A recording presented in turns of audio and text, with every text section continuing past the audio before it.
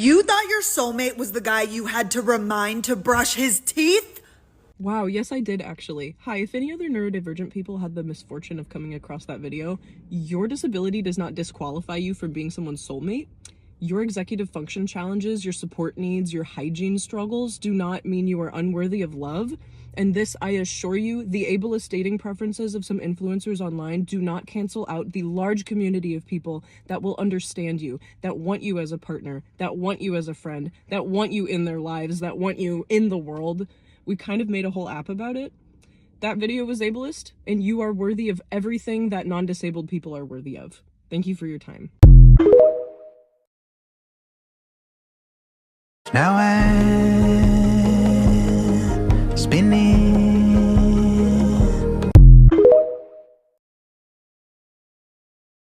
Okay, ladies, you know how you'll be like, I hate all men, and they'll be like, no, not all men, and you'll be like, yes, all men, and they'll be like, no, but I didn't do anything wrong, and you'll be like, but you're part of a system that holds up the patriarchy and oppresses us, and you don't hold your other men accountable, and I know that because if good men did hold bad men accountable and there weren't that many bad men, then I wouldn't be having this problem to begin with. And even if you are a good guy, it's like picking a poison chocolate out of a box of chocolates because you never know which one is actually going to be hurtful until it's like too late.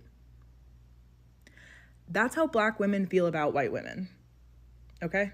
And I can hear some of you thinking right now, well, I'm a safe person and I want to show Black women that I'm a safe person, so how can I show them that? If you're really worried about Black women's safety, you're focused on creating a safer world for them, not on making sure that they know that you're safe, because that's more about how you're feeling about the situation. It sounds a lot like those guys who are coming into women's videos about the 4B movement being like, but I voted Kamala, how about me? Like, this isn't about you.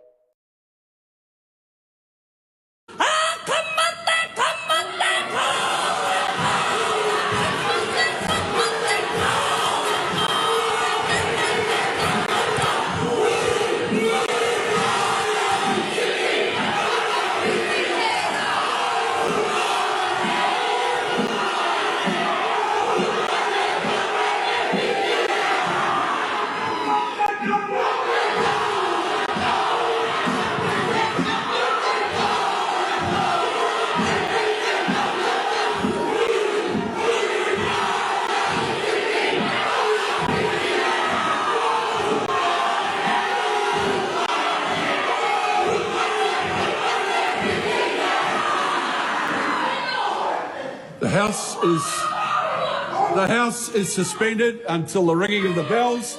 The gallery is to be cleared. What's that? It's a pen. What is that? It's a pen. What is it? It's a pen case. Katniss Everdeen is a woman of color. She is coded as indigenous, but she is absolutely a woman of color. I don't care that Jennifer Lawrence played her. I don't care that she is white on the screen. Katniss Everdeen is a woman of color. And y'all need to remember this when you fantasize playing her in your heads as if you're like the savior and the star of some liberation story. You need to remember that you have nothing in common with Katniss Everdeen, especially if you're a white woman in the United States. Katniss Everdeen is a woman of color from the most roughest, rural, most oppressed section of like Panem. I mean, white women in the United States specifically are the capital. Maybe districts 1 or 2, maybe I can give you that. But Katniss, please. And as I see people, namely white women, start to look for some type of like pop culture character that they can relate to in these trying times, and since we took Handmaids off the table, or at least we keep trying to, more and more people are turning to Katniss. Like, this is the Hunger Games, this is the Hunger Games, blah, blah, blah. We're Katniss Everdeen, we're going to fight for freedom, blah, blah, blah. But y'all need to remember that the positions of privilege that you hold, the power that you still possess over marginalized people, puts you closer to the Capitol, Districts 1 and 2, than it ever did or ever will to Katniss Everdeen. And when y'all realize that you are not and cannot be the heroes in the story, then you can read the Hunger Games with the lens it is intended to be read through. And then y'all can finally start doing the critical work of unlearning, of relearning, of offering care, support, whatever it is that needs to be done. Because you are not Katniss Everdeen. Never have been, never will be. But it's also important to remember that Katniss did not do this alone. Here we go. Count 1, guilty. Count 2, guilty. Count 3, guilty. Count 4, guilty. Count 5, guilty. Count 6, guilty. Count 7, guilty. Count 8.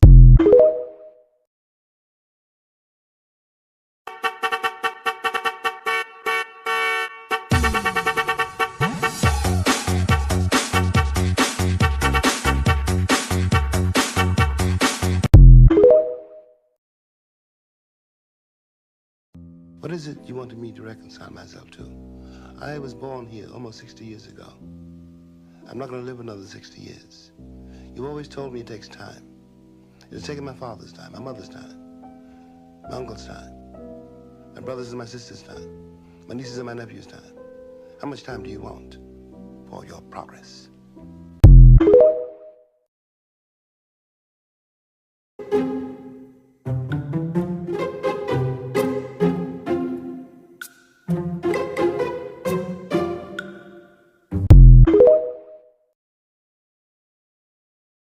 Did you know that the famous transphobe J.K. Rowling is currently publishing books under a man's name?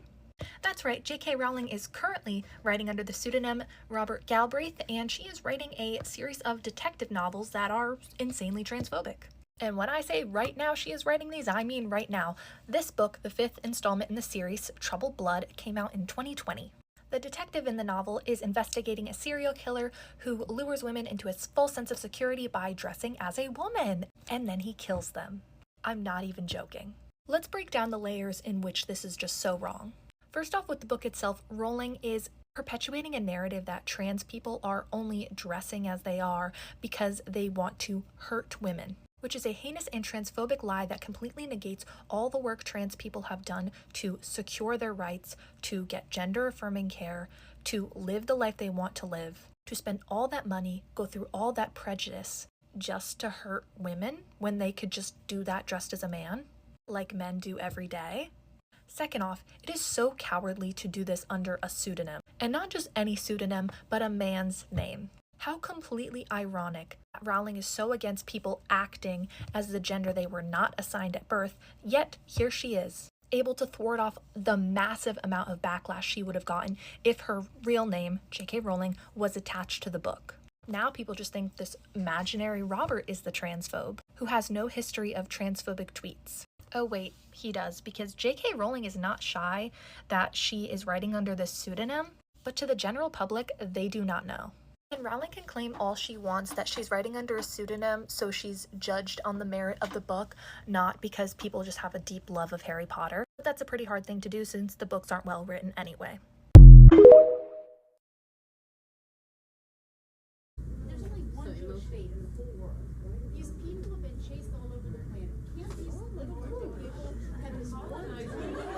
You are literally spitting out straight up APAC talking points. You don't think so? Whoa! Apparently they come in a pack. Because if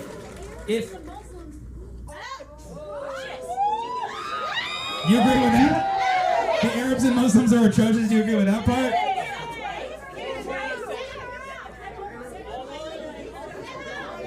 All right. Guys, listen, everybody, quiet. This is my show. I'm against any kind of loss of human rights, whether it's Muslim people or LGBTQ people, but why does that have to come up when we're talking about the loss of human rights of people being bombed literally right now? You know what that's called? It's called pinkwashing. Yes, absolutely. Pinkwashing, which is not when you mix your reds and whites in the washing machine, which I initially had thought it was, okay? Which is another very, very big problem we should talk about at another time. I've lost many good shirts with the pinkwashing, right? This guy knows what I'm talking about, right? The definition of pinkwashing is exploiting the LGBTQ cause for human rights for a political point, okay? Is it an important issue? Yes, okay? But why does it only come up in the context of talking about why Palestine shouldn't be free? then why did it come up during a presentation on why Palestine should be free? Because it did. That is pinkwashing, textbook definition pinkwashing. If you don't understand why, please, I urge you just to look up the definitions. It's like, oh, look at their track record of gay rights. Check everywhere's track record of gay rights. It is absolute. It is absolute.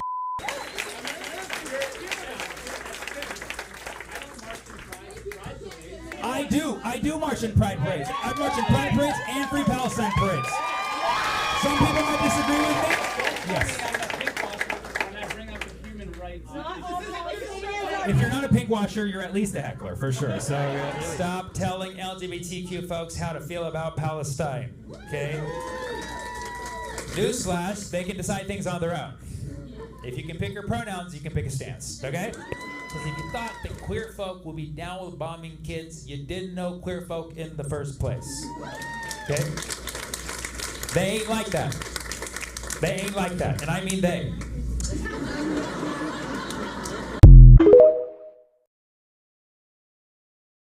I stopped shopping at Starbucks because they were initially against their union supporting Palestine, and I continue to not shop at Starbucks because their coffee is shit and the alternatives are way better. I stopped shopping at McDonald's because initially they were providing food to the IOF that was then turning around and killing large groups of Palestinians, and I continue to not shop at McDonald's because their food makes me feel bad, and again, the alternatives are way better. I stopped shopping at Shein and Forever 21 and H&M and all of those other fast fashion brands because I was initially against the environmental and economic impact that they're having around the world, especially where their manufacturing plants are located. And I continue to not shop at those places because I have found that thrift shops and other resale stores are the same price or less, and I'm getting way higher quality clothing that's lasting a lot longer. Not only is boycotting extremely important to show these companies that we will not give them money if they're going to do horrible things around the world, economically, socially, environmentally, whatever it is, but it's also a way of life that gives you so many more choices. When you realize that there are alternate options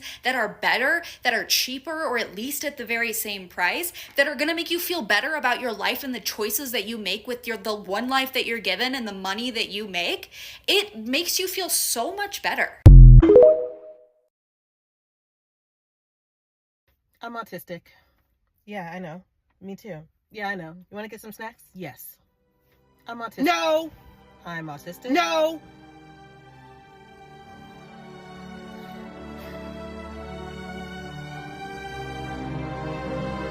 Get out of my car.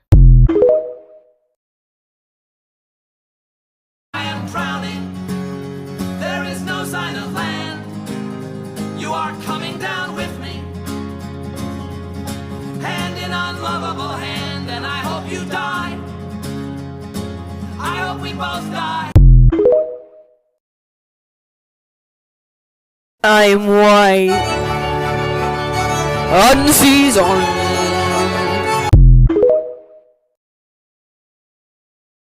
So the lines are going to be pretty long for Black Friday, but I think the sale will be worth it. Do you guys want to come? I would love to, but I have pots. Oh yeah, I remember you saying that you had a hard time standing for a long period. And when I was out shopping, I found this collapsible stool and immediately thought of you, so...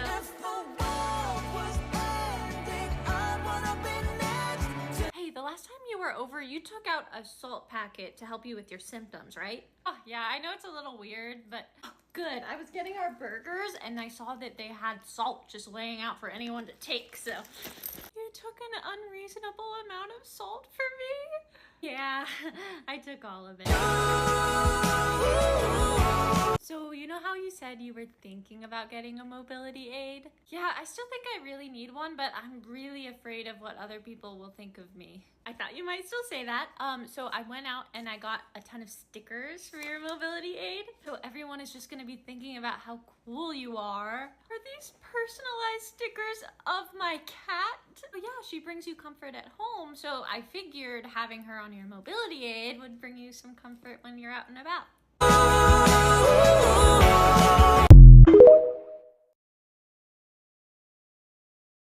Whenever I make videos about leftists being ableist, I inevitably get hundreds of comments of people being like, you mean liberals?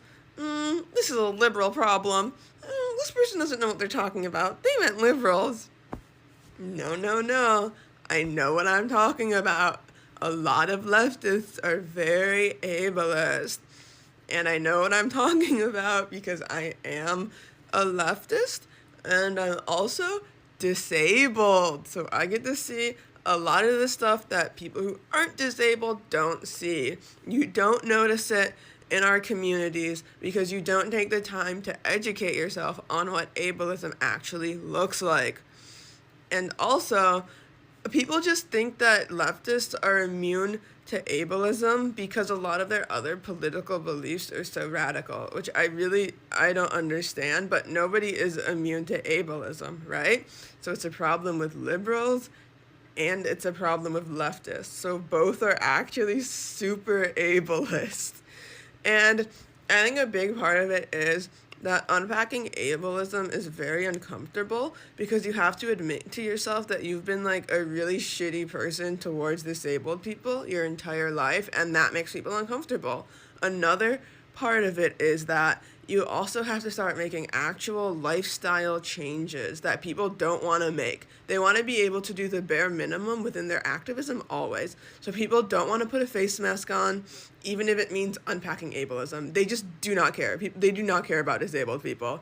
Like, leftists are super duper ableist, and I'm sick of people telling me they're not.